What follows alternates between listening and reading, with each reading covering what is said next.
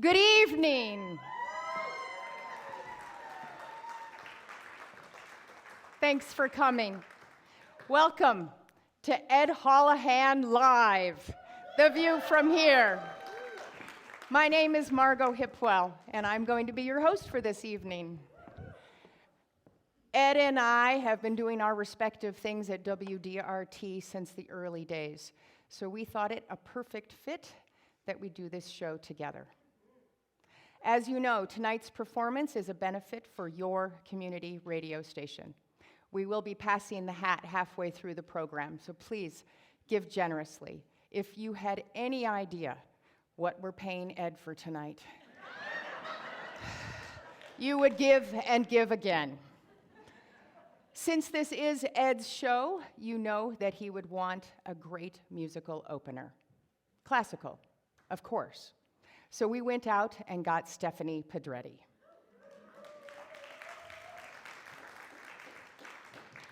Stephanie has performed extensively, both in the US and abroad. She was a winner of the Alan Keller Memorial Young Artist Competition and the DePauw Concerto Competition. She has performed as a featured soloist with the Lafayette Symphony Orchestra, the DePauw Symphony Orchestra, and the Orchestra of the Talent Education Institute in Japan. She has recorded a CD of French flute music entitled Parisian Reflections, which, it just so happens, will be available for sale in the lobby after the show. Stephanie lives in Viroqua, where she maintains a private flute and recorder studio and is a music instructor at Pleasant Ridge Waldorf School. Please give a warm welcome to a great flutist, Stephanie Pedretti.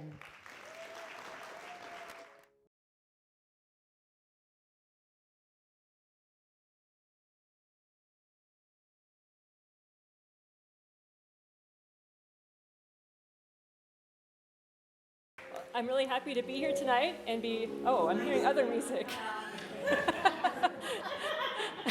I'm happy to be part of this event tonight and support WDRT, and it's great to see so many of you here. As you know, I'll be playing 3 pieces, if you saw that on the program, and I realized it's kind of like a musical dinner, a musical meal. And the first one is our appetizer, a work by Telemann, a short fantasia for solo flute, which reminds me a lot of a Baroque sonata, but just in miniature. Every section is just a lot shorter than it would be in a full sonata. Hope you enjoy.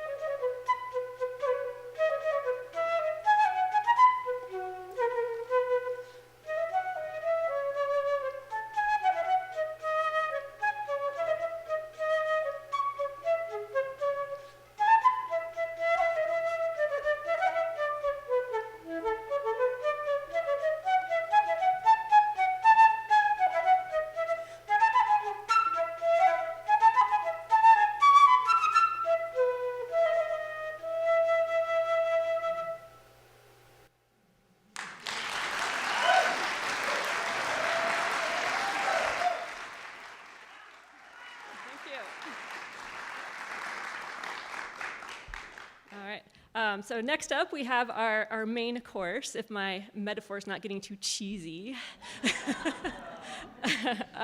It's just a gorgeous piece by a French composer named Pierre-Octave Fauré, who composed in the early part of the 1900s. I think he'd probably be more well-known if he lived longer. He only lived to age 36 and died in a tragic car accident. He wrote the piece I'm going to be playing when he was only about 21 years old. It has it's three pieces, three movements. The first one is called The Captive Shepherdess. The second one is entitled Jade. And the third one is called Tuanyan, and he mentions that it's based on a Chinese festival of the Double Five, the fifth day of the fifth month. And a lot of the stuff in that particular movement is contrasting music, which also is supposed to be contrasting the images of peace and war, because the festival had to do with some military honoring. I don't know exactly the details. Hope you enjoyed this one as well.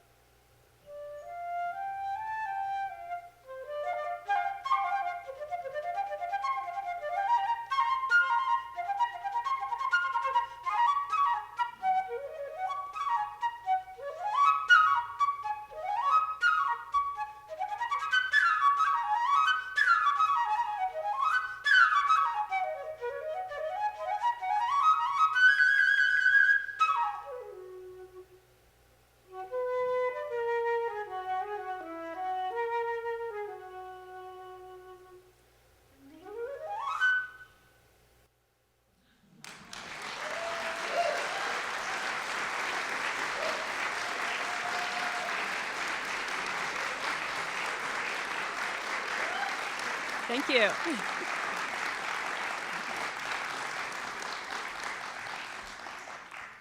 Well, I've got just one more for you, and you can think of this one as your dessert. It's very light, kind of very light and fluffy, fun kind of piece. Nothing serious, kind of like lots of whipped cream and sprinkles on top kind of feeling. So this piece is a variation on themes from the opera, a song from the opera The Magic Flute by Mozart by a contemporary of his, Franz Anton Hofmeister. Hope you enjoy. Also, I should say before I play the last one, thanks again so much for being such a great audience. I'm so glad you are all here, and I'm looking forward to the rest of the evening with Ed's performance coming up.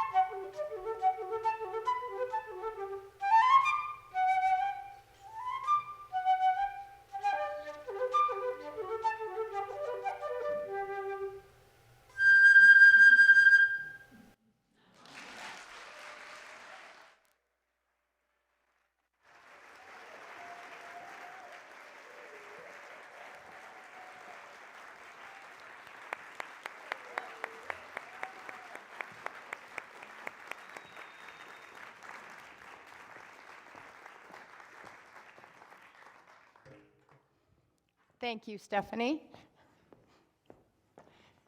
Have I told you folks that tonight's performance is a benefit for your community radio station?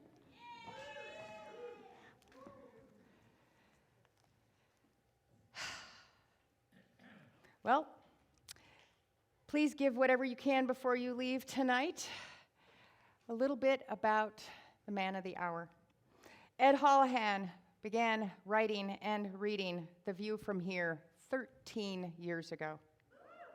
He has been talking to us every Friday morning since November of 2010. That's a lot of Fridays. 660 essays later, we thought it would be a good idea to hear him in person. He'll be reading from some of your favorites. He'll digress, of course. His middle name is Digression. He'd welcome questions, too, if you have any. But take it easy on him. He embarrasses easily. So let's get to it. Ladies and gentlemen, Ed Holahan, live.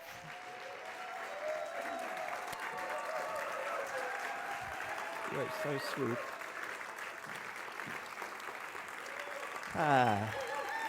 Thank you. Thank you. This is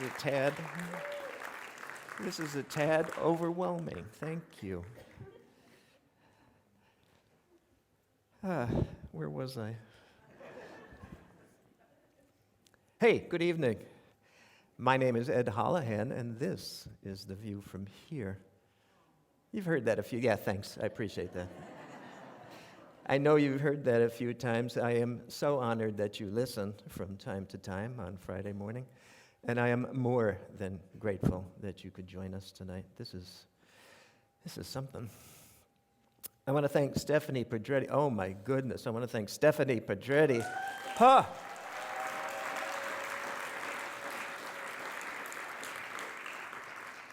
If I could play like that, I wouldn't have to write this stuff. Many thanks to Charlie Noer, whose idea this show was and who put all the pieces together for it. Thank you, Charlie. When we realized the show needed a host, there was only one choice, in case you haven't noticed. So Charlie got on his bike, literally, and he ran Margot down. No, not literally. He signed her up, of course. Margot has been so much more than our MC. It may not be immediately apparent, but we've been working on this for a while. She has become our director, our choreographer, our stage manager, and obviously the chief of the costume department. You make showbiz fun. Thank you, lady.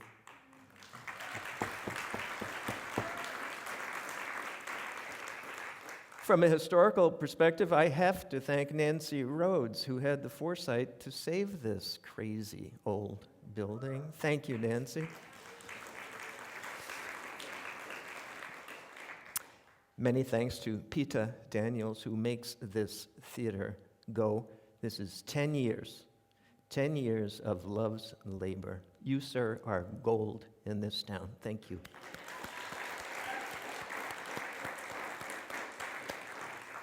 And my best new friend in the whole world who's working the lights tonight, August. Thank you, August. So, my plan is to read selections, complete essays from The View, and intersperse some more spontaneous observations on the events and characters that populate those stories. The essays run about 5 minutes, so you can sort of set your shuffling and your smoking to that sort of schedule. The digressions will be less predictable. One last thought, in one way or another, your community radio station has made all of this possible. Without DRT, there is no View from Here, there is no Stump Ridge, there is no Driftless Weekend, and no Melancholy Show. Please consider making a generous donation.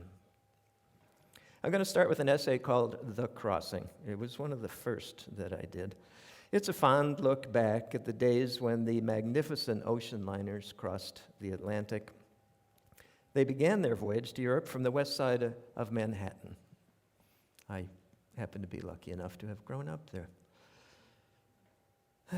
When I was a boy in New York, under the benign tutelage of my brother, we studied the scheduled sailings of the great ocean liners of the day.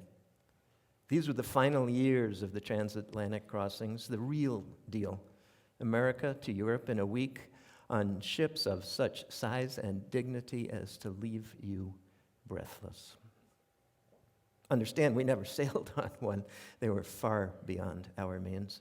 We just went to see them off.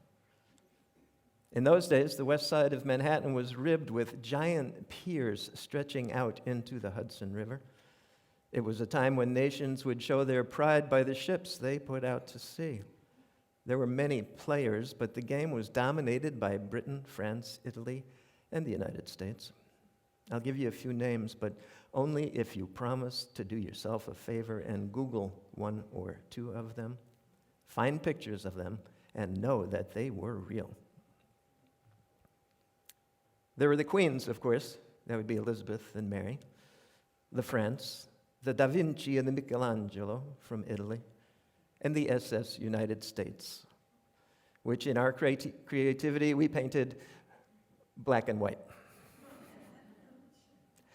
How can I describe them? How can I possibly do them justice?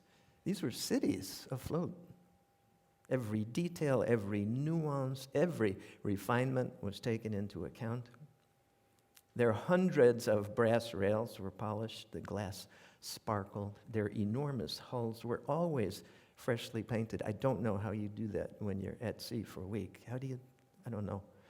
The anchor chains, and I'm serious, with links the size of your truck. That's a serious chain. And they were scrubbed of barnacles. The fortunate passengers knew that they were sailing aboard the perfect expression of engineering and design. So why did we go to the docks if we weren't sailing? We went to be a part of something that was so far beyond our everyday fare that it bordered on the fairy tale. We took the subway to Times Square, and we walked the rest of the way to the river. We paid 50 cents to the Seamen's Fund. This is the old days when 50 cents would get you something. And we walked up that gangplank and into splendor. 50 cents got you aboard and free to wander. 50 cents let you pass through the myriad bon voyage parties in full swing on the several decks of each of these giant ships. 50 cents let you mingle with the swells in their tennis whites, sipping cocktails. 50 cents let you get the feeling of why exactly people fight to get rich. Excuse me. We had about an hour to pretend at being Gatsby. And then a whistle blew, and the announcement was made by meticulously dressed porters that it was time to go ashore, please. Down the enormous gangplank, 20 feet wide, and onto the pier, there to await the single most thrilling moment of the entire morning, the blast of a ship's horn as she tells the world to stand back and wish us well. There's nothing like it. It hits you in the chest first. It's like great fireworks, percussive. It hits you in the chest. It makes you take a step back. Then you move to cover your ears, but the sound is overwhelming. Then the captain gives her 2 more blasts. By now your pulse is racing and you want to laugh or crowd or shout. Let's cry or shout, not crowd or shy. Then cry. I didn't know I spoke German. Wow. Laugh or cry or shout, anything but take the subway back home. So picture yourself looking straight up at the bow, 80 feet, that's 8 stories, 80 feet above your head. Now picture 1,000 feet of steel stretching away horizontally behind it, 1,000 feet. Now imagine that this huge thing moves. Hardly a ripple at first. It takes 5 minutes just to clear the pier, 5 minutes to move 1,500 feet. Imagine that. In those days, tugboats took the liners away from their berths, and every tug was named Moran. Of course, this is New York, Moran. Each one was named for a daughter of the clan. There was the Katie Moran and the Moira Moran and the Molly Moran. My brother and I were at the docks on a day when the France was sailing. Now, the France was the largest of them all at 1,200 feet, easily the finest ship afloat. The currents were strong that day on the Hudson River. They were really strong, and the normal contingent of 4 tugboats couldn't handle the ship. The France started to go down the Hudson sideways. This is 1,200 feet, headed for the Verrazano Bridge, sideways. It was impressive. You have never seen so many boats appear so quickly from so many docks along that river. In a New York minute, there were 12 tugs alongside the France, desperately trying to get her pointed down the channel the right way. There was Bridget and Mary and Una and Caitlin Moran. They were all pushing against her port side with everything. That's right, Caitlin. There was a Caitlin Moran. Huge rooster tails at their sterns. Well, you already know the outcome. The Morans never fail. Ever. The France was turned around 90 degrees in less than a mile, and I bet that her passengers never knew anything was wrong. Well, that was back in the 60s, but more like an eon ago. The regular Atlantic crossing is a thing of the past, but those giant queens of the sea will always live in the still clear memories of the lucky souls who saw them go and waved them on their way.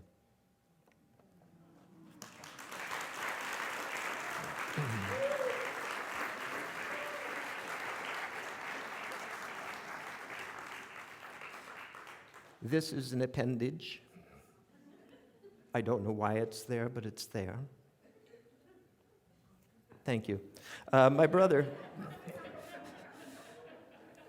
was a strange and wonderful bird. I mean, he was different, really different. He was 2 years older than I. We both obviously went to high school in New York. He took his subway to Brooklyn. I took my subway to the other side of Queens. It was a 45-minute commute to high school. We were as well educated on the subway as we were at high school. It's a great way to learn about life. Anyway, my Joe, that was my brother, was a huge fan of classical music. He taught me everything I know about music, seriously. He was a better than average amateur violinist, and he was a brilliant, I'm going to use the word, accordionist. Yeah, I only wish he were around now, here in Wisconsin. This guy would be a superstar. He was an unbelievable player. He'd do all the standards, waltzes, polkas, da-da-da.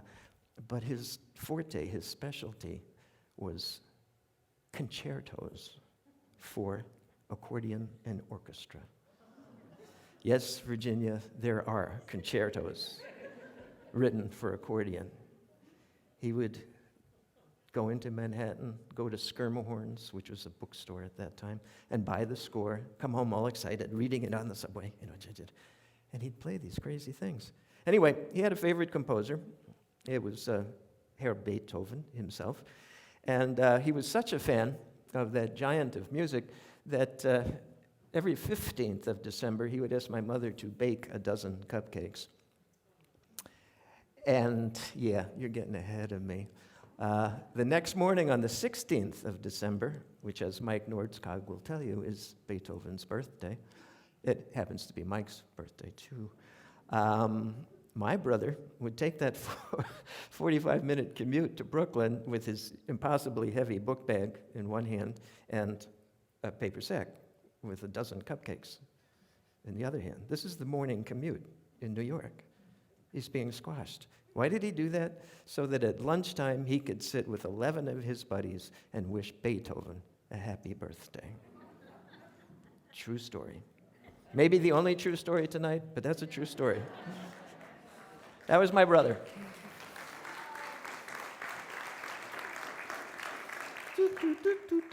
What does it say here? Oh, yeah.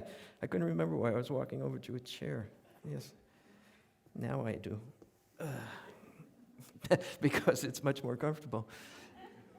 than being over there. Over the years, I've written episodes from an entirely made-up history of Viroqua. The history I reported was told to me by one John Johnson. He was also entirely made up. I'm going to read 2 of those stories. But before I begin, I need to tell you that these tales and all the John Johnson stories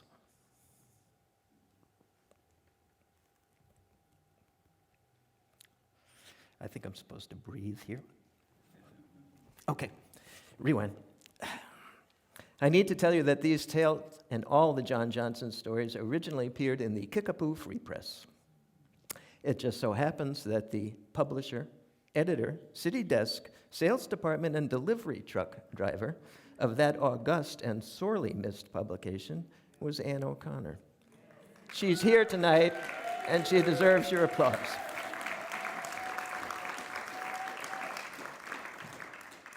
Thank you, Ann, and thank you again. Okay, this is one of my favorite pieces of true history. Just so happens as this was KJ's favorite story, too. I don't know if she's here tonight, but she was a big fan of John Johnson. This story was told to me in 2010. It was one of the first bits of history that I learned about our town. It has since been made clear to me that the facts were stretched a bit in the telling. John Johnson, who claimed to be 87 or 94 or 109, depending on the day, was the man who told me the story. It goes like this. In that particular year, it began to snow in October, around Columbus Day. Remember when there used to be a Columbus Day? That was funny. Columbus Day. And snowed continuously for 4 months. Yep, every day for 4 months. I remember because Valentine's Day was the first day without snow all winter long. It was so deep by New Year's Day that we were walking around town at the 2nd story level. True story. Folks learned to keep their bedroom curtains drawn that winter. Oh, it began innocently enough, like some natural disasters do, kind of sneaky-like, and then before you know it, you're watching the barn blow away. How did that happen? Early October had been quite lovely, as I recall. The hunter's moon nights and Indian summer days were gorgeous. And then, as I say, it began to snow on the 12th. Folks remarked that it was kind of early for snow, but heck, every year is different, right? On the 2nd day, folks smiled and they shook their heads, but it was still just a dusting. By the end of the first week of light snow, the fields and sidewalks were pretty well covered. Then commenced a couple of weeks of heavy snow, the stuff that sticks and piles up and stops traffic. By the time Thanksgiving rolled around, we were housebound a month before Christmas, and there was no doubt that we'd have a white one. So there we were, still early in the season, and the snow is starting to mount up so that we have to dig out our front doors every morning. In town it was rough, but out on the farms, oh, let me tell you, it was murder. In those days, you didn't just call the plow guy. You dug yourself out, or you didn't get dug out. There were plenty of folks that year who were between their last turnip and a hard place. By December, we were putting everything on runners, like on sleds. Baby buggies had runners, shopping baskets had runners, wagons and carts had runners, even boats had runners. You never saw anything like it. My personal favorite was Carl Olofsson, who was the mail carrier in those days. That young fellow could do anything on skis that other folks could do on foot, uphill, downhill, traverse, cross-step, it didn't matter. Carl could do it. He pulled his mail pouch on a sled behind him, and not a single Christmas letter was late. He took it as a personal challenge that every holiday card and package would get to where it was going, dry and in time for the big day. Now, another thing, necessity being the mother of invention, another thing folks learned to do was to cook with snow. One way to get rid of all that white stuff was to melt it, so why not melt it on the stove or in the oven? I remember dear old Elsa Gruden wrote a cookbook about cooking with snow. Being Norwegian, that's what she called it, cooking with snow. She did the basics like boiled eggs and snow cones, but she broke new culinary ground with breaded snow fritters. They were good. And snow almondine. The book is out of print now. I sure would like to find a copy of Cooking with Snow. By the middle of January, the snow was so deep that folks had ceased raking their roofs and had commenced digging tunnels. First, they dug a tunnel from one house to a neighbor's house, and then they dug down the length of a block, and by the end of the month, there were tunnels running clear across town. From the courthouse to the normal school, there were tunnels. I walked home from school through tunnels with a kerosene lamp, holding my little sister's hand. We got lost once for 2 days. Until Bert Middham's Labrador Retriever, Percy, found us and brought us home. Children were tougher then. People had moved their bird feeders out of their yards and up to their roof weeks ago. In fact, anything that used to be on the ground was moved up. Mailboxes, milk cans, porch furniture, all of it found a new perch in high up places. I remember our welcome mat was just outside my bedroom window. And more than one neighbor used that same window as our new front door. I was annoyed. It got really gloomy on the first floor of the house, as what used to be a bright parlor was now more of a icy blue cave. Ooh, yeah, you got it. Ooh. The kitchen with those big south-facing windows felt more like an aquarium now. You almost expected a giant face to appear on the other side, staring in at you. Take my word for it, friend. Daylight filtered through 20 feet of snow can give a guy the creeps. So whenever I hear folks, don't drop your book. Whenever I hear folks complain about the weather, I tell them, you ain't seen nothing. Now, the winter of 1932, that was a winter.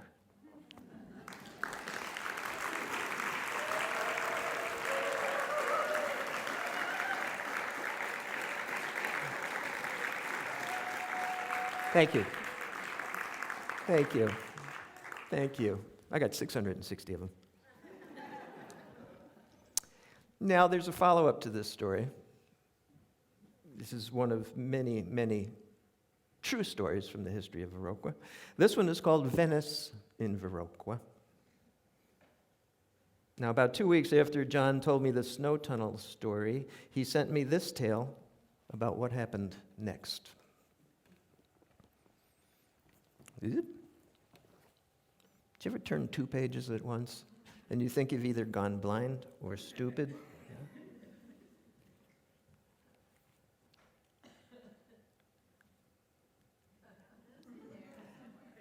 Okay. This is funny. Pardon me a second. My social secretary is going to hear from me when I... oh, no. Okay. Pretend you heard the first 2 paragraphs of this story. I'm not kidding. Let's see now. I wrote this about 8 years ago. I think it went something like this. The Kickapoo flooded, of course. I mean, there's all this snow. It had to go somewhere. So the Kickapoo grew to be more than 2 miles wide. Yeah, ooh is right. Towns like Norsburg and New Denmark were wiped off the map, never to be seen again. You haven't seen them, have you? Told you they were true. Here's where we pick up the story. Here in Viroqua, we fared a lot better. We took all that water and we made it work for us. We did something that no one else around here even thought of. Now close your eyes and imagine this. Imagine the streets of Viroqua turned into canals, and those canals full of gondolas. That's right, gondolas. I'm correcting John Johnson here. He called them gondolas, but I know they're really pronounced gondolas, so for our purposes, it's gondolas. Here's how we do it. Do it? Here's how we did it. Yeah, this is how we did it. As soon as it stopped snowing, but before the temperatures rose consistently above freezing, we began building walls alongside every major street, like a hockey rink, but bigger.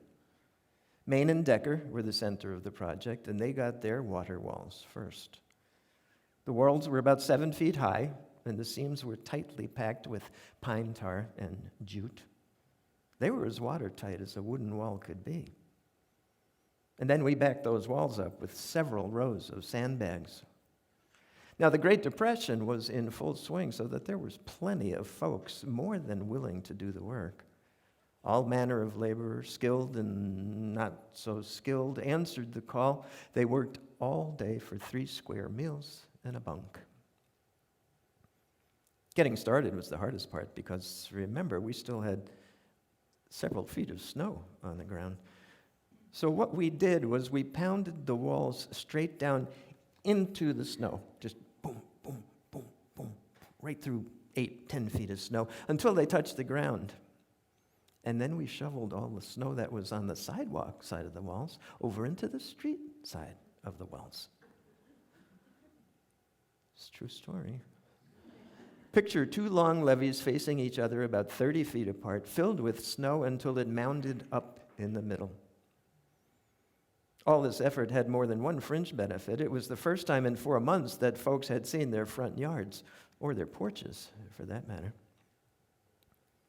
Well, the work continued until there was a system of fortified walls running throughout town. Then the end of each section was capped with an especially heavy wall perpendicular to the street, which had a drain plug located near the bottom. It was just like a stock tank, only a lot bigger. The drain plug was 2 feet in diameter. And so we had a closed system full of melting snow, 20 square blocks in all, and we were headed for history.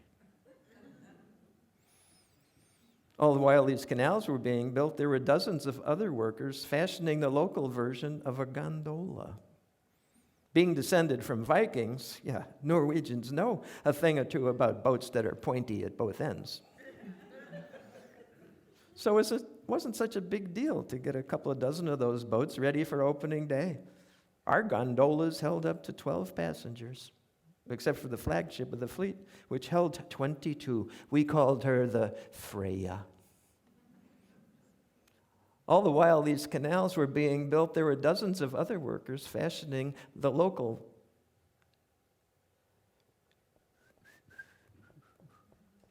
My secretary did it again.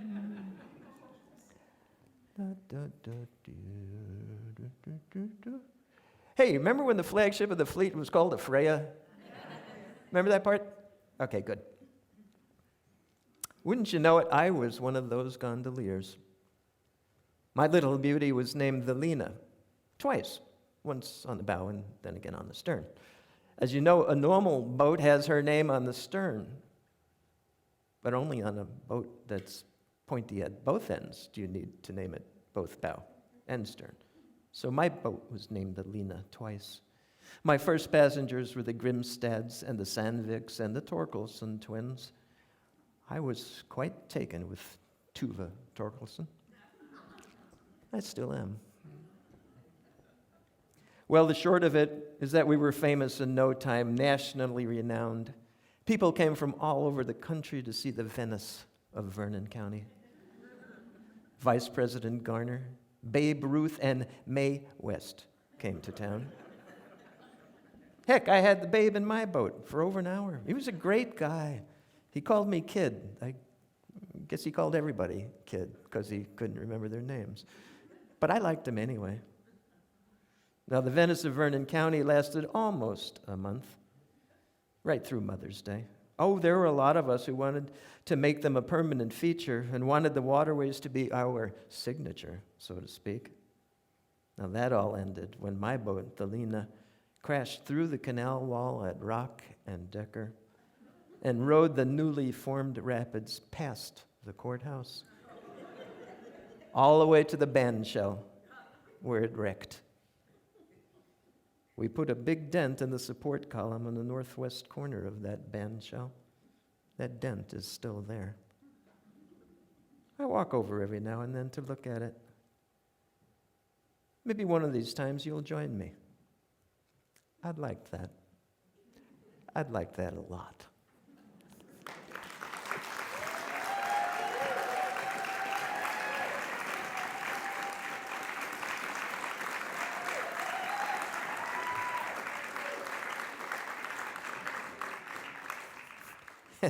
It's getting funnier and funnier. I don't remember any of this.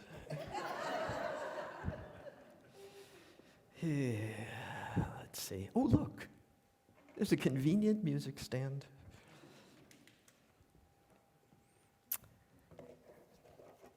Okay, dear hearts, it's time for a bit of commentary. I like to talk about politics and culture. Living in the United States of America in the 21st century, it's easy. Now, if you happen to be MAGA friendly, you might want to take a bathroom break just now or put your earbuds in. I get it. It's okay. I wrote the next essay directly after the 2016 election. Remember that? Yeah, me too. I think I intended it as a primer for the generation after us and the next one after that. It's called The Day After. We drove ourselves to Guerinville in a glorious stretch of the fabulous upper middle California, redwoods and rivers, free spirits, mountain switchbacks. We were just in from the coast where the pounding breakers afforded mind-clearing peace from what had just happened. We found a diner for lunch, and halfway through the diner and through her burger and fries, she began to cry. You see, it was the day after the country had declared its preference for Donald Trump to be the President of the United States. There was no need to ask her why she was crying. That's only too obvious. But as her crying gave way to words, the words she used had me riveted.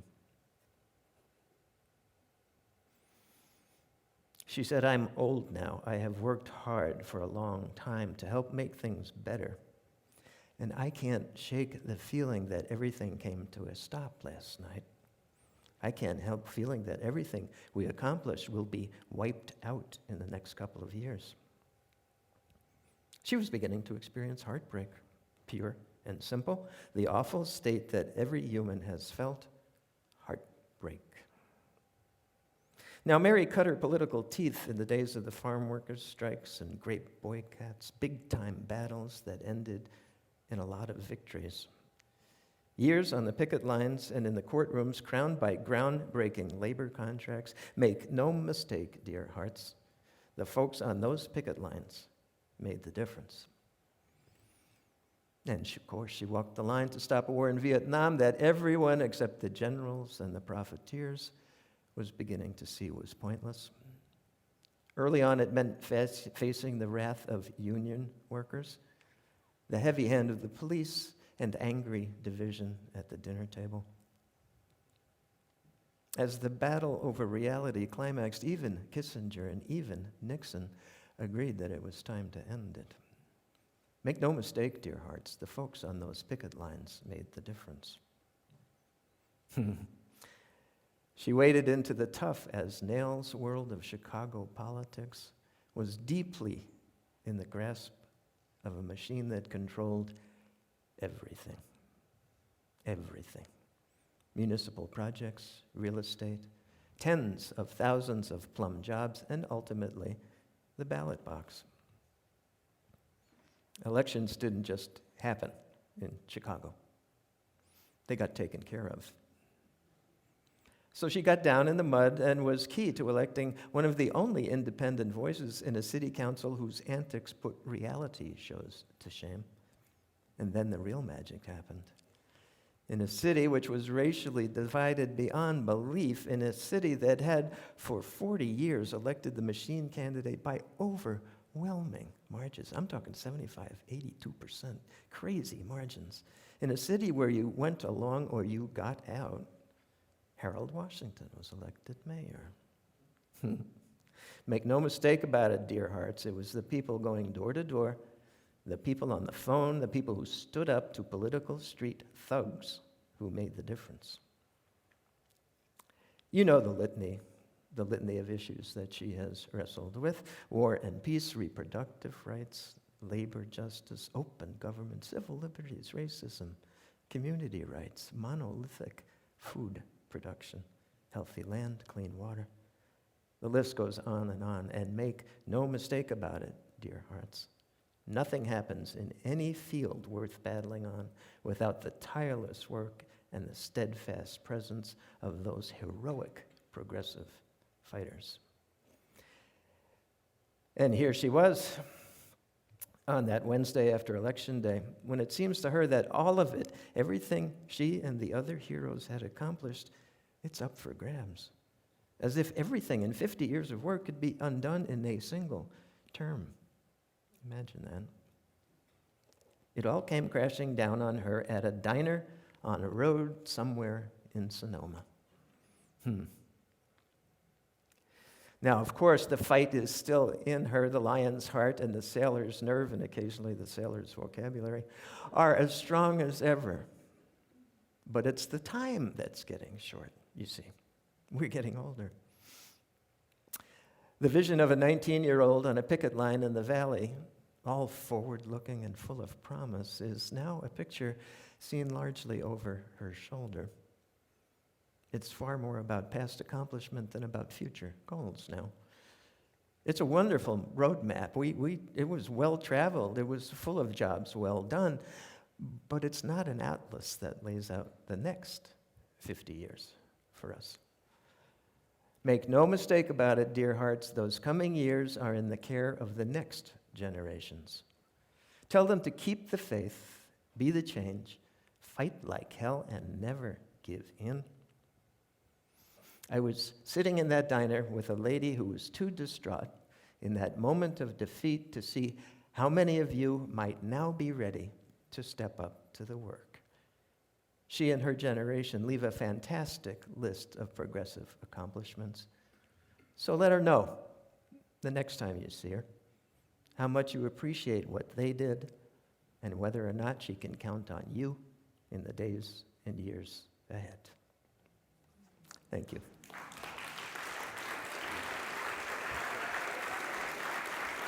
Thank you.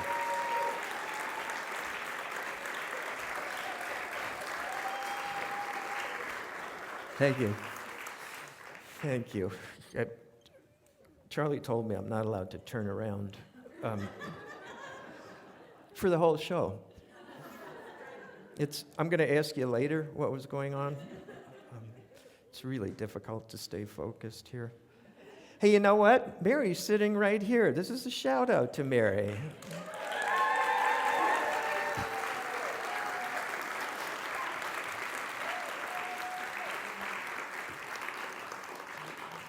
I'm going to catch hell when I get home. She hates this stuff. I like to say that I am the luckiest man on the planet, and I know that if nothing else had ever happened in my life, you and you alone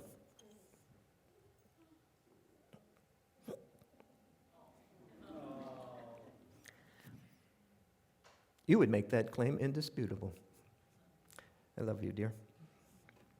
So here it is, 7 years after that election, 3 years after the end of the most disastrous term in the office that any president has ever perpetrated on our country.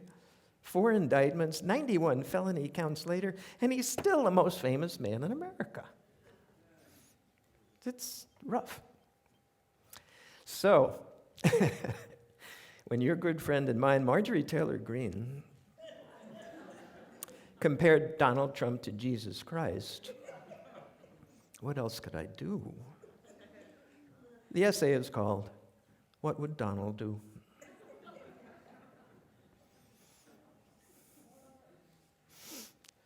Yeah, this was too much fun. The always amusing Marjorie Taylor Greene was a featured speaker at the wonderfully underattended Trump indictment protest in Manhattan. You remember that one? There was like 20 people going, "Yeah, you're still the president." While in New York, she opined that a lot of great men in history have also been arrested, just like her best friend Donald Trump. She named Nelson Mandela and Jesus Christ as 2 examples to make her point. Donald Trump, it's ridiculous. Donald Trump, Nelson Mandela, and Jesus Christ. Oh, Marjorie. Okay, let's stick with Jesus for a minute. It's been standard practice for a long time that evangelical Christians ask the question, what would Jesus do when faced with morally and ethically challenging situations? And it's an effective technique. It gets right to the point. What would your guiding light do if he were in your shoes? Since Marjorie thinks that Donald Trump and Jesus Christ inhabit the same rarefied air, let's look at some events from the life of Jesus Christ and ask ourselves, what would Donald do? The first question and issue, of course, is Mary Magdalene. A woman with a less than chaste history whose story might present a problem for Jesus' mission on earth. So here's the problem. How should Jesus handle a sex star? Let's flip Marjorie's imaginary cellmates and have Jesus ask, what would Donald do? Would he, A, send Peter to pay Mary a few hundred drachma to shut her up and to go away? B, pay Matthew, Mark, Luke, and John a bag of gold each to keep the Magdalene story out of their gospels and the tabloids? C, deny that he ever met Mary and make it clear that she's not his type anyway?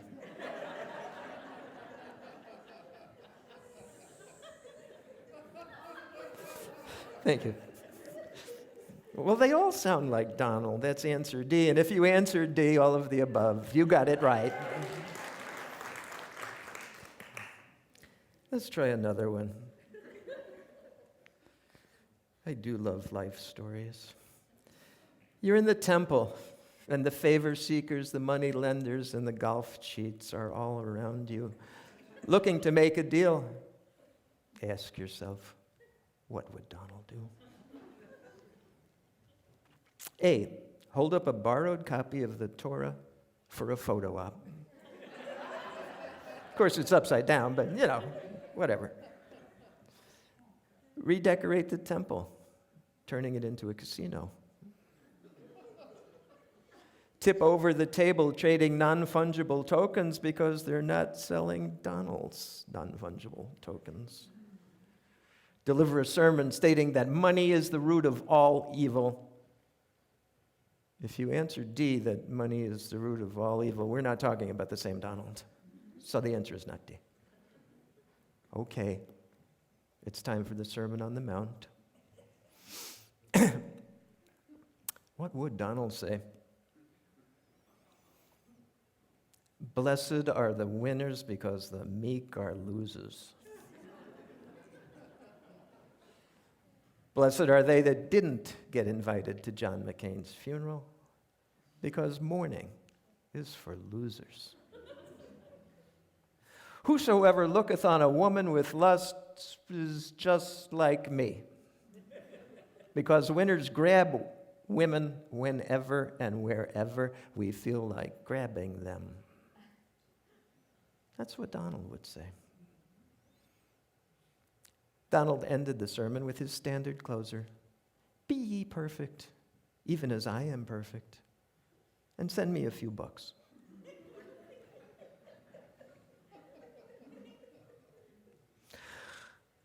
When the scribes asked the Donald what to do about paying taxes, the Donald said, render unto Donald the things that are Donald's, and render unto Donald the things that are not Donald's. Hell, just render unto Donald.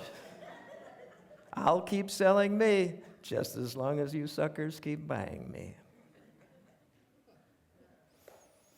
When the Donald came upon a leper, he proclaimed, ew! A leper. When the Donald came upon a blind man, he picked his pocket. When the Donald came upon a child with palsy, well, he mocked her muscle spasms, and he got a big laugh with that one. When the Donald came upon Lazarus, he said, boy, I'm glad I'm not you. When his disciples, Marjorie and Stephen and Rudy and Sidney, met him on the road to Mar-a-Lago after his sentencing, he said unto them, O ye of little faith, don't you know that I was never convicted? Fake news. But take heart, just continue to kiss my ass, and you will join me forever on that golden escalator. The more I think about it, the more I realize that Marjorie, the always amusing Marjorie, is right when she references Jesus. Now, I don't know what Ms. Green's favorite verses are, but I like this passage from Scripture in particular. And Jesus said, whoever causes one of these who believeth in me to sin, it would be better for him to have a millstone hung around his neck and he be drowned. I wonder if Jesus was thinking of Donald in particular. Does anybody know, do we still make millstones?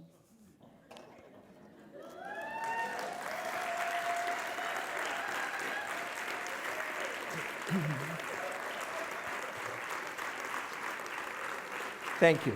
Thank you very much. Thank you ever so much.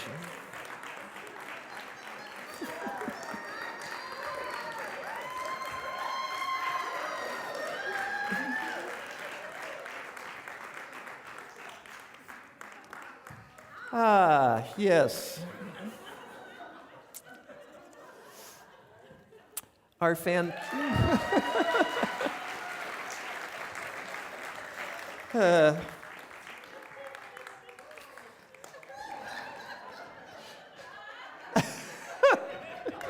I'm getting out of the way. This is...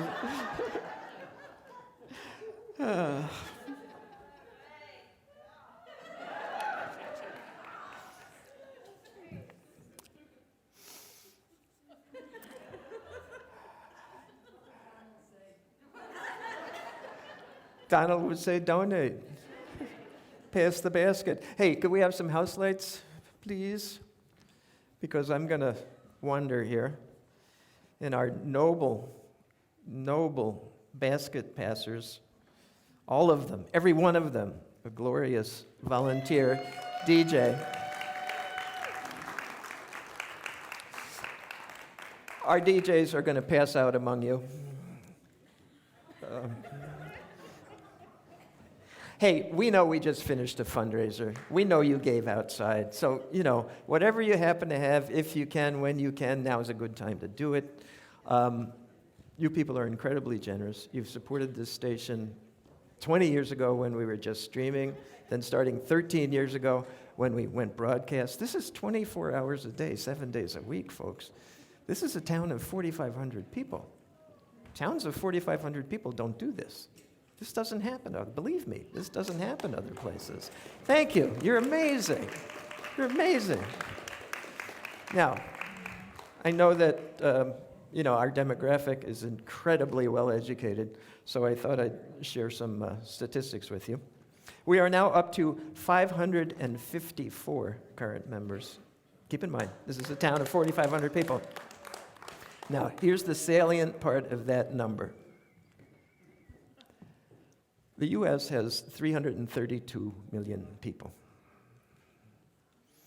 554 people is 0.000016% of the population of the United States. That's an astounding number. It was our goal to pass 0.00000015 of the and we did it.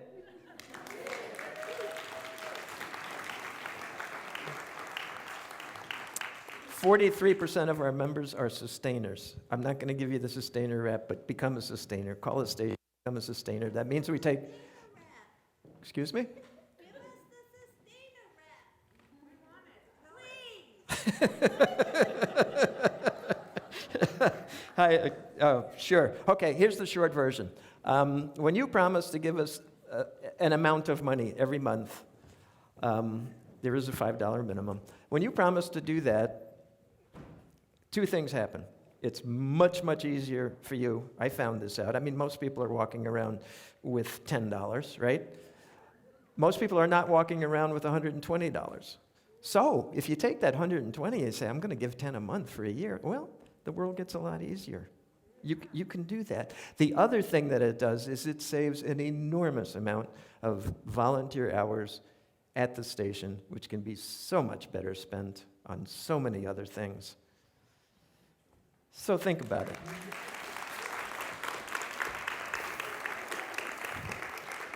Okay, but here's the really important stat about becoming a sustainer. I never knew this until I looked it up the other day.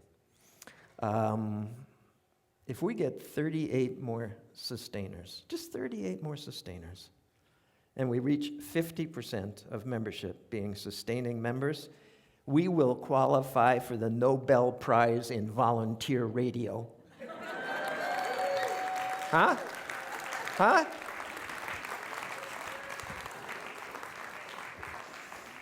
That's another thing that community radio does for you. You don't get this crap just anywhere else. I mean, this is stuff here. Did I use the C word, Mary? I did. Hey, you know what else I want to tell you? You probably noticed that there's a swell poster outside in the lobby. It's a much bigger version of this. Okay, line 3. Fritz, read line 3. No, just kidding. Beowulf is coming to town on October 20th. Now, this is a one-person... Yes! Give it up for Beowulf. He's what, 1,200 years old? He deserves it. This is an incredible storyteller. You know, I read, this guy is a storyteller. It's all in his head. He doesn't have a note, and he's fabulous, and it's powerful, and even more, it's a benefit for that crazy high school that occupies this building, Youth Initiative. So, October 20th, the wonderful Tanya Birke is going to be in the lobby handing you these things and asking you to come to that show. One more announcement. It's a good thing I turned this over because that's where this announcement is. And it's not like what happened in the book, because if I didn't put it in the book, it's gone. In November, auditions for Our Town are going to take place. Huh? How many of you read that in high school? Absolutely. Is that Thornton Wilder? Yeah, it's Thornton Wilder. Now, that's a collaboration between the Viroqua Community Theater and Jones Classical Theater. PETA tells me that details will be forthcoming. But look for that in November.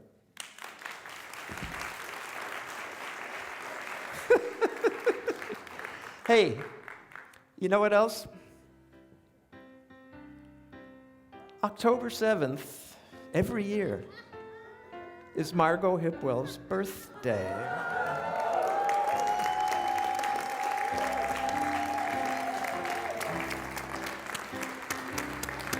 To you, happy birthday, dear Margot. Happy birthday to you.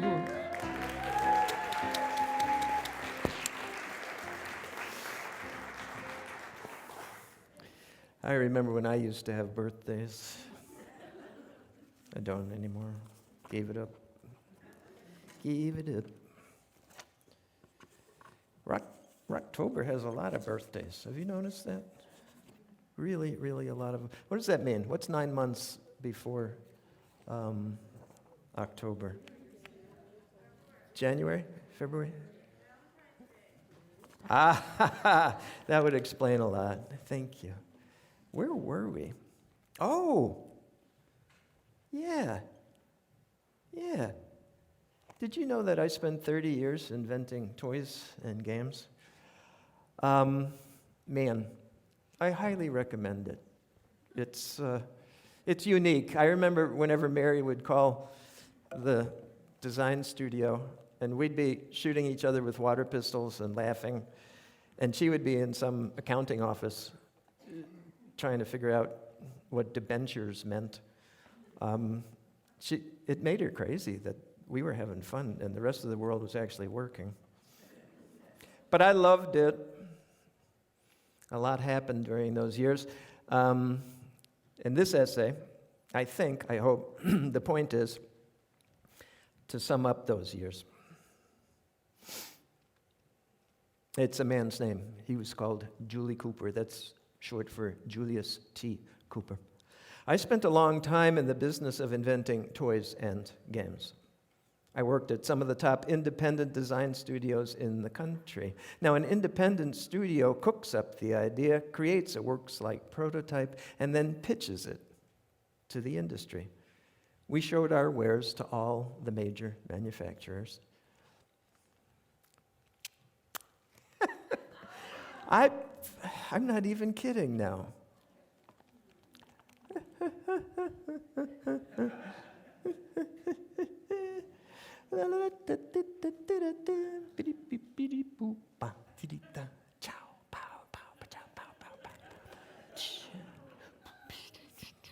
Did somebody mess with my book? It's hard to do this much damage. I think I love you. August. Give it up for August. I didn't even know that could happen. Okay, so let's see now. If I put this part, I think this is going to work. We showed all our wares to all the major manufacturers. You wanted Milton Bradley or Parker, it does work. You wanted Milton Bradley or Parker Brothers to license your game idea. You wanted Mattel to make your doll. You wanted Fisher-Price to produce any preschool product, and so on and on and on and on. Well, it's just like the book publishing business. You have an idea, you produce a manuscript, you shop it around, you license the rights, you cash that huge advance check, and you live happily ever after on the royalties. It's easy, right, David? That's pretty much how it works. Except when it's not. But when a toy is a hit, the return can be quite impressive. The complete line of Nerf toys accounts for about $400 million in sales annually. A royalty of 5%, give or take, goes to the Nerf's inventor. It still does. That man was, by the way, my first employer in the business. He's a wonderful guy. I remember working up the courage to interview with him. It went well. I asked for and I got $100 a week. That's right, folks, $100 a week. My first day on the job, I realized that I had forgotten to include bus fare to and from the studio. So I sucked it up again, and I marched back into the boss's office to explain my predicament. I said, I need 115 to take the job. This guy looked a lot like Robert Redford. He pushed back from his desk, and he gave me one of those looks, irked but amused looks. He says, Eddie, you're supposed to think of those details before you make your pitch. He said yes anyway. He was a great guy. Now, that place was my incubator. After a couple of years of doing everything asked of me, I was given the task of selling our goods. I bought a couple of new suits. I got some new floor shimes and a better haircut. I hit the road with 2 huge sample cases, black reinforced cardboard things on casters. I'm serious. They were They were this big, and they were that wide, and they clacked. They were the noisiest things on the planet.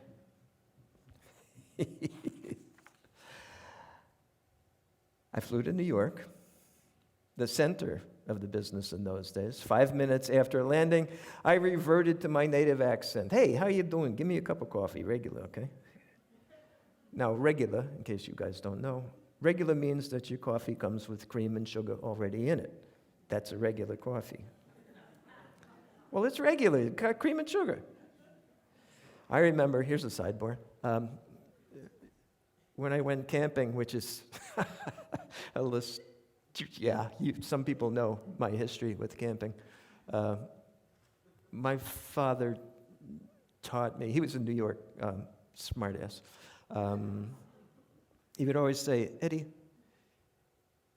if you're we've been around a million years, and why would you go someplace and sit on the ground and throw your meat on a fire? Eddie, we're past that. We're better than that. So I'm back in town in the land of cream and sugar as regular coffee. Oh yeah, the lady at that, this was in the Badlands, the woman who ran the cafeteria at this campgrounds, I still had my accent. And I asked for a regular cup of coffee, and she said, where are you from? I said, New York. She said, you all must have really bad water there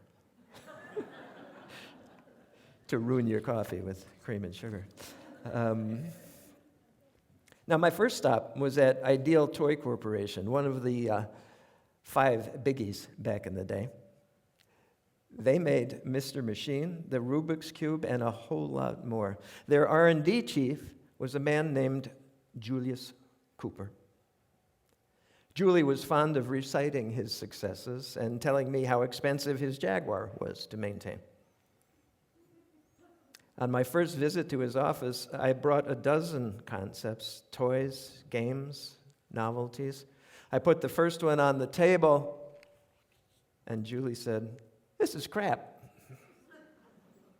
The next one he called dumb. The third was worse than the other two, and it went that way until the end. 12 presentations in 17 minutes. These are things we'd spend 6 months, a year working on to get it. 12 pitches in 17 minutes. When the torture was done, I asked him when I could come see him again with the ideas that he really would like next time. His face lit up.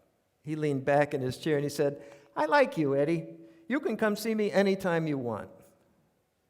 Then I realized the whole thing was a test.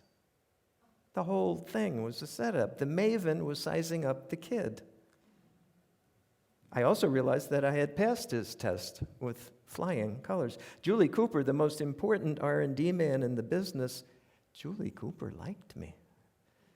Any of you who've ever sold anything for a living, and I'm looking at you, buddy, know what that kind of relationship means. Years later, after I had made a name for myself in the business and Ideal Toy was long gone, I saw him at Toy Fair, sitting in the waiting room of a third-rate toy company with his own cardboard sample case. Our eyes met. He struggled to stand up, bad knees and all, and I said, Julie, you sit. It's good to see you. How you doing? He said, keeping busy. Eddie, I'm keeping busy. I can't complain. I tell you what, I felt like I was in an Arthur Miller play. It was the second great truth that the once mighty Julie Cooper taught me, that it's a long way down from where Julie used to sit to where he was sitting now.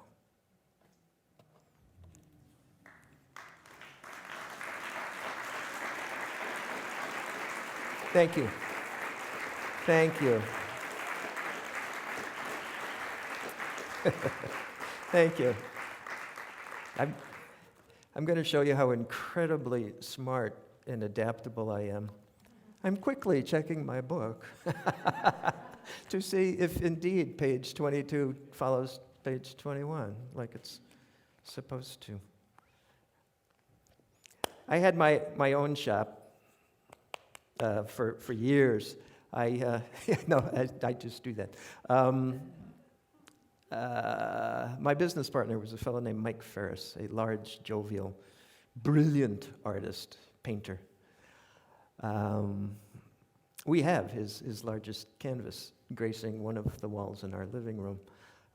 Beautiful, beautiful thing. Anyway, Mike was one of those people who was completely without pretense.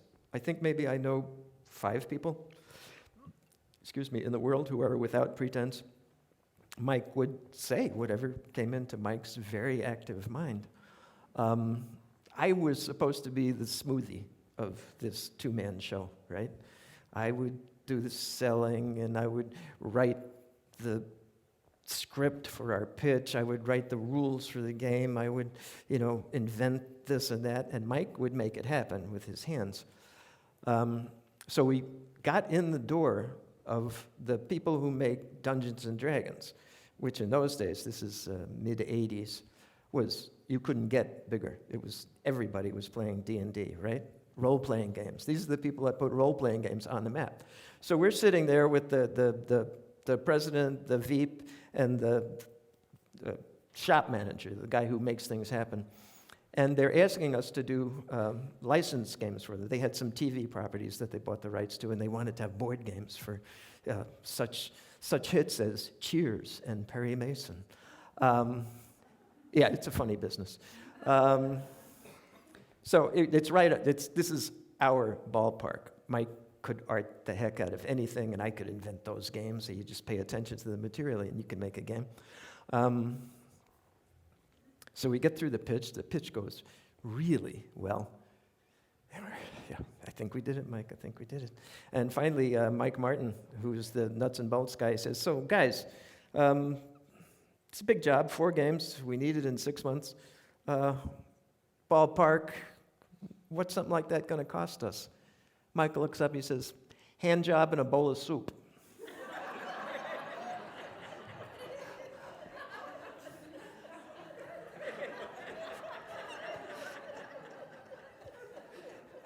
He did. He said what he said.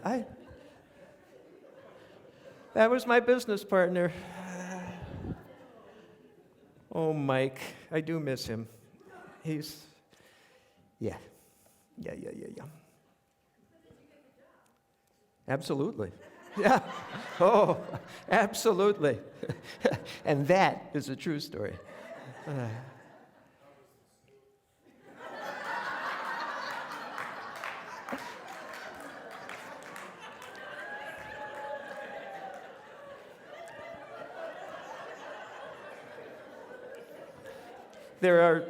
There are oh so many things I could say right now. But there are children present. Thanks for that. That was funny. I had the most wonderful experience a few weeks ago. I attended the Rainbow Bridge ceremony at Pleasant Ridge Waldorf School. I am still in its spell. Make new friends, but keep the old. One is silver and the other is gold. That's a simple song and a true song. A song that is best sung in rounds, best sung with improvised harmonies. A song that is best sung by everyone together. That's how the ceremony ended, with that song, the ceremony that opened the academic year at Pleasant Ridge Waldorf School. The center point, the main focus of that ceremony is the welcoming, the initiation of the brand new first graders.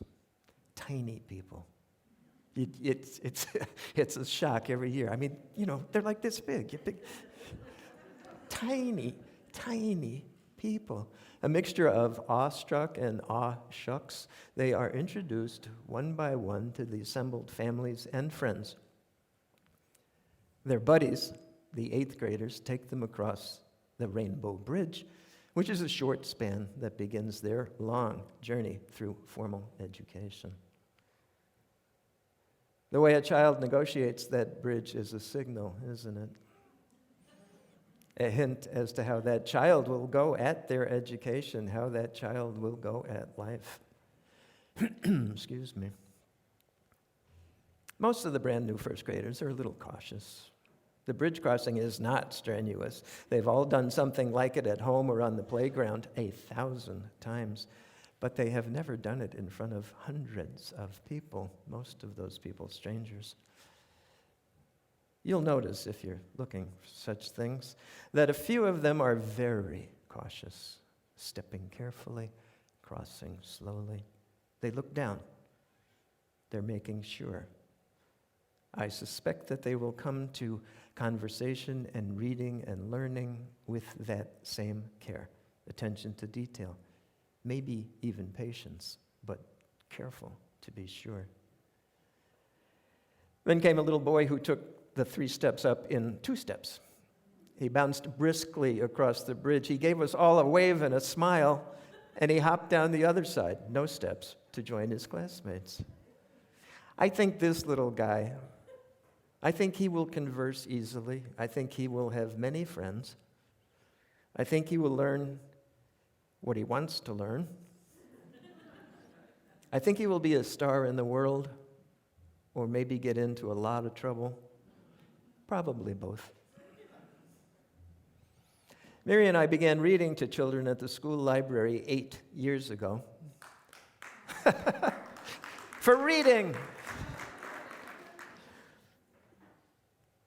The children were first graders when we met each other. They were the tiny people. Those people are the 8th graders now, the big kids. The difference in physical stature between the 8th and the first graders is astounding. They will be year-long buddies, the 8th and the first graders, mentors and newbies, experience holding hands with wonder. Now, I didn't notice until the end of the festivities that every first grader was wearing a ribbon around their neck, and at the end of that ribbon there hung a tiny brass bell. As their brand new teacher led them out of the assembly, they shook their tiny bells, and the bells twinkled like stars. A joyous sound, music at its most basic, I think. I happened to be standing near the door as the children exited the room, and here again their personalities were fully on display, couched in innocence, of course. Some were vigorous bell ringers. Some were deliberate. One or two forgot to ring, and one seemed perfectly happy just to be wearing a bell. I like that kid. Now, I like to interact with children. I can't help it. I like to gesture when I catch their eye.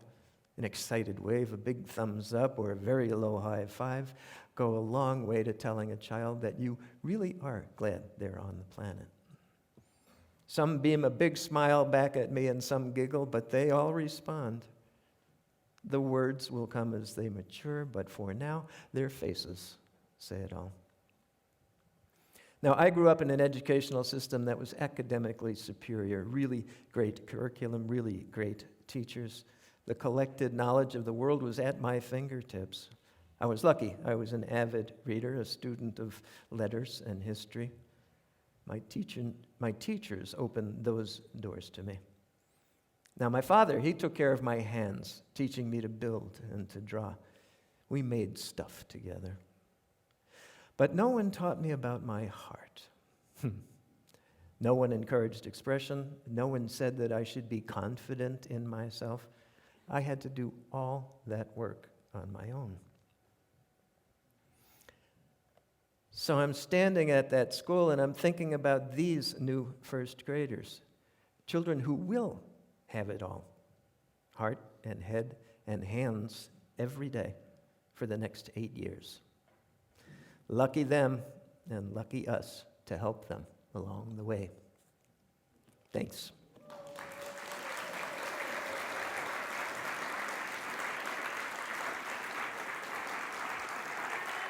Thank you. Thank you. And I love you right back. I love you right back.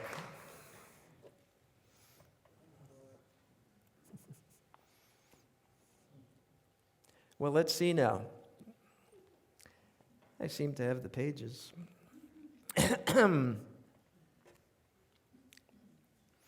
I grew up Catholic, so by the time I was 14, I had gone to confession 8 jillion times, at least. Which was a lot, because I quit going to confession when I was 15. As it so happens, I returned to the practice of confession 55 years later by writing this essay. True Confessions, coming up. It's okay, I'm not embarrassed much anymore. It's called When the Cat's Away. That's my darling daughter who knows some of these stories. Thank you, dear. I love it. I love it when you get the giggles. That's my darling Gay, who gets the giggles too. That's my darling Mike, who gets the giggles too. Mary has been away on a mission of mercy for the past few weeks, far away at the other end of the country. So like any red-blooded man in the 21st century, I saw my big chance to cut loose a bit. Yep. You know, to do all the things that one doesn't do when one's partner is in the house. I'm sure we all have a list. You don't have to tell me now, but I'm sure we do. Guilty little pleasures that beckon when the usual restraints are off. I'm only human, after all. Only human. On the very day that Mary left, I made myself a mound of glorious glutinous pasta. Gluten, I love you. Beautifully stuffed tortellini, cheesy goodness in a semolina pillow, just to say semolina. Then I had it again for lunch the next day. Now, I couldn't possibly have tortellini 3 meals in a row, so for supper on the second night, I made a divine clam sauce and served it over linguine. Gluten-full linguine. The perfect pasta. I think it's the best of all the long noodles. It's not too fat, it's not too skinny. It's just wide enough to hold the sauce. Now, indulging in food that I don't eat when Mary is here is one thing. I knew I was going to fall hard in that department, and Mary did too. In fact, when she arrived at her destination and phoned to check in, the first thing she asked me was, so, what's for pasta tonight? Yeah, we both knew I was going to succumb to gluten. But it was my bedroom behavior that stunned me. What, ha? I resisted for 3 days, but by bedtime of the 4th night, I couldn't stand it any longer. But before I tell you what happened, let me remind you that I am the most faithful of partners. 44 years of monogamous bliss, 44 years of one and only one true love. I don't say this to forgive myself for what I did, but rather as a context for your judgment of me later. I'm as faithful as they come. And then it happened.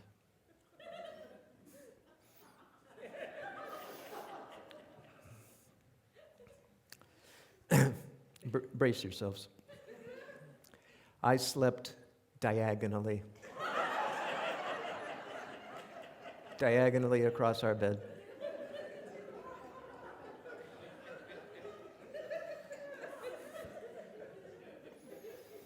I swam in the delicious open space of our king-size mattress. I tried it on my back. I tried it on both sides. I tried it curled up and all stretched out, flapping like I was making a snow angel on the bed. I diagonaled with the lights on. Yep. I diagonaled in the pitch dark. And then I opened the shutters and I diagonaled. And then I did it all again, only this time with my feet pointing northwest, which lasted a delicious 10 minutes. Then I switched and pointed my feet to the southeast. You see, the possibilities are really endless. You ought to try it. So many variations on my newfound boudoir boogie. I had fallen hard, and I was drunk with excitement.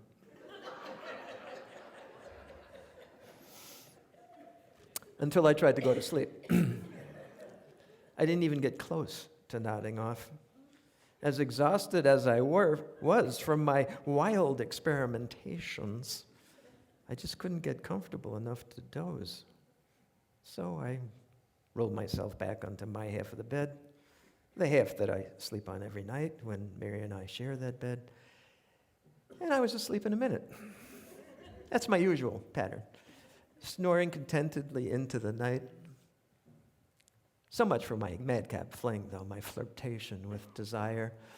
Honestly, I haven't tried it since. Haven't even thought about it. Aside from bedroom adventures and glutinous gluttony, I have pursued other racy pastimes this week, things that I usually forbid myself. It's funny what a fellow lets out of the bag when he's left alone. In no particular order, here they are. I painted the front door red. I painted the garage door white. I dug a new bed to hold the perennials over the winter. I pruned and I staked out the tomatoes. I chopped the goldenrod. I mowed the violets. I tasted the plums and washed the car. Okay, I made that last one up. I suppose I knew that there would be a price to pay for all my hectic hedonism while Mary was gone, and there was. I happened to be writing this piece from my recliner in the big sunroom at Shady Rest Home, over there by the fairgrounds, you know. Yep, I exhausted myself. I'm lucky to be lucid, a classic case of overdoing it. I'm on a steady diet of electrolytes and Bonanza reruns these days. Some of you have been there, I see. Yes. It's a great place. I'm not knocking it. They say it might take a while for me to recover. I'm one of the most acute cases they've ever seen. A clear case of nihil feline rodentitis. Yes, nihil feline rodentitis. That's what it says on the chart at the foot of my bed, really. I asked the night nurse, give it to me straight, will you? What the hell do those words mean? She looked me right in the eye and said, when the cat's away, the mouse will play.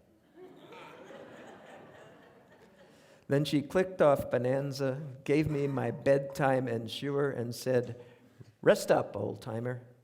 Your wife will be back next week.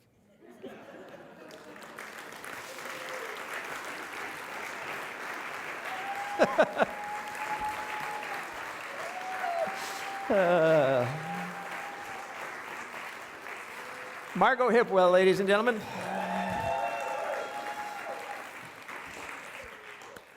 Okay, I have one more for you. It might be my favorite. Nah, they're all my babies. It's about being a grandpa and a fool and the luckiest man alive. It's called The Unicorn.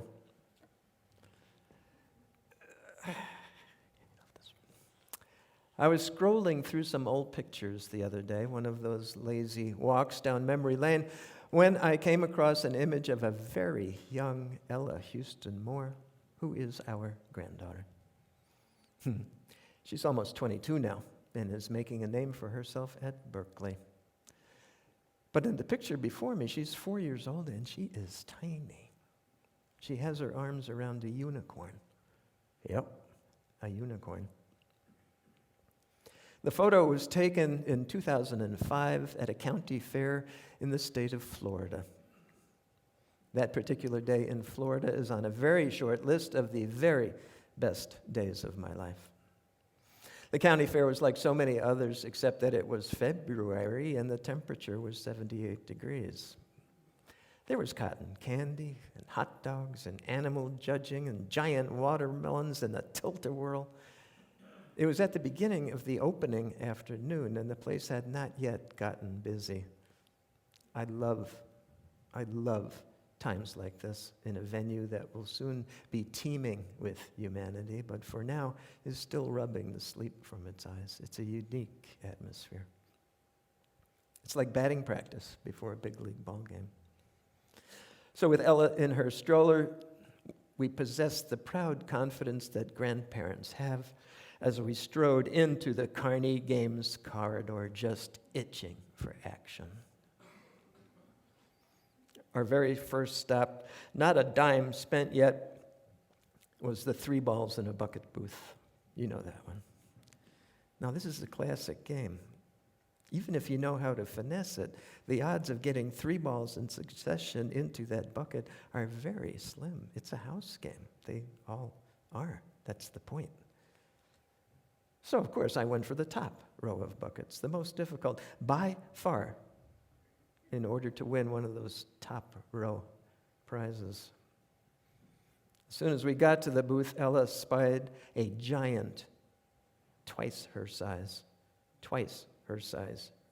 a pink and purple stuffed animal, a unicorn. It was stupendous. It was everything a 4-year-old had ever imagined in her tiny life. It had blue, sparkly eyes. It had a silver horn. It was, in short, the greatest single thing she had ever seen. Grampy, could you win that? My motivation was pure. Now, I've promised some stupid things in my life, usually out of love, and always from an unreasonable confidence in my own abilities. I looked at that beautiful little girl in her stroller and proudly spoke our favorite phrase of affirmation. "You betcha," I said. "You betcha." She was beaming. Yep. So I put my dollar down and I arranged the 3 softballs on the counter in front of me. Then I rearranged them, getting comfortable. Now, I was unconscious at this point. I was in the zone, as any great athlete will tell you. I picked them up, I felt them, I weighed them mentally, asked each ball in what order they wanted to go. We were one, the softballs and I. We were in the bucket even before we began to play. You see, when you play at this level, you never say, "if I make the bucket." You say, "when I make the bucket." Now, I knew I wanted to hit the back wall of the bucket first, not the bottom. The buckets are shallow. If the ball contacts the bottom first, it will bounce right back out. I've seen it 1,000 times. So the first ball goes in. Oh, no worries, smooth as silk. The second ball barely cleared the front edge of the bucket, clattered around in there, and it almost came back out. There's one more ball to go, and I can see that the bucket is basically full. There are only 2 balls in there, but the bucket is almost full. You see, that's another trick of this game. The last ball will require 10% technique and 90% luck to stay in that bucket that has no room for it. But now is not the time to think. Now is the time to just be the ball. Just be the ball in the bucket. Win the unicorn. Tosses up, it rattles, it settles, it's in! We have won the game. The fabulously pink and purple gigantic unicorn with a silver horn is Ella's. She is the happiest girl on the planet, and her Grampy is elevated to Olympian status. I am Olympus. We took delivery of that unicorn and piled it carefully on top of Ella in her stroller. She disappeared, hugging it in a state that can only be described as rapture. The clearly shaken carny man, the day has barely started. The clearly shaken carny man looked at me and said, hey, this is going to be one of those days. My first player, he cleans me out. Do me a favor, will you, buddy? Tell everyone where you won that prize. I need a chance to get even today. So I turned to the stroller and I said, we can do that, can't we, Ella?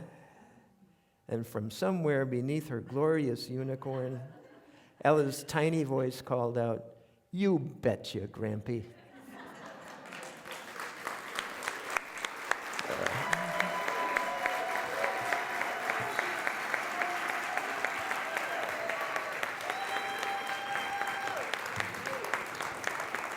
Thank you. Thank you so much. Thank you. Thank you so much. Thank you so much. Hey, baby. Thank you, Stephanie. Thank you all for coming out tonight. Yes, thank you so much. Charlie, where are you, Charlie? We hope you had as much fun out there as we had over here. Charlie Noah. Thank you, and thank you, and thank you. Say goodnight, Margot. Good night, Margot.